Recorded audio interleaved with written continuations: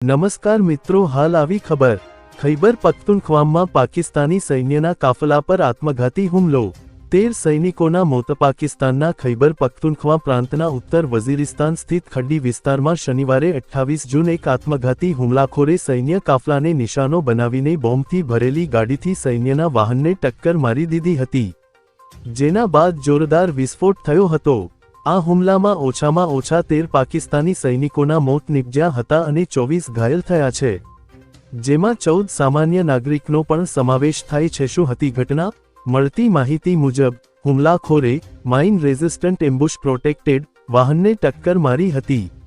આ ટક્કર બાદ થયેલો વિસ્ફોટ એટલો ભયાનક હતો કે ગાડીનો કચ્ચરઘન નીકળી ગયો હતો અને આસપાસની વસ્તીને પણ ભારે નુકસાન થયું હતું. એક પોલીસ અધિકારીના જણાવ્યા અનુસાર, વિસ્ફોટના કારણે 2 ઘરની છત પણ પડી ગઈ હતી, જેના કારણે 6 બાળકો ઈજાગ્રસ્ત થયા હતા. જો કે, હજુ સુધી કોઈ સમૂહ દ્વારા આ હુમલાની જવાબદારી લેવામાં નથી આવી. પરંતુ આ વિસ્તારમાં અવારનવાર તહરીક-એ-તાલિબાન પાકિસ્તાન દ્વારા હુમલા કરવામાં આવે છે. જો કે, આ હુમલો એવા સમયે થયો છે જ્યારે બલુચિસ્તાનમાં આતંકવાદી હુમલાઓ વધી રહ્યા છે.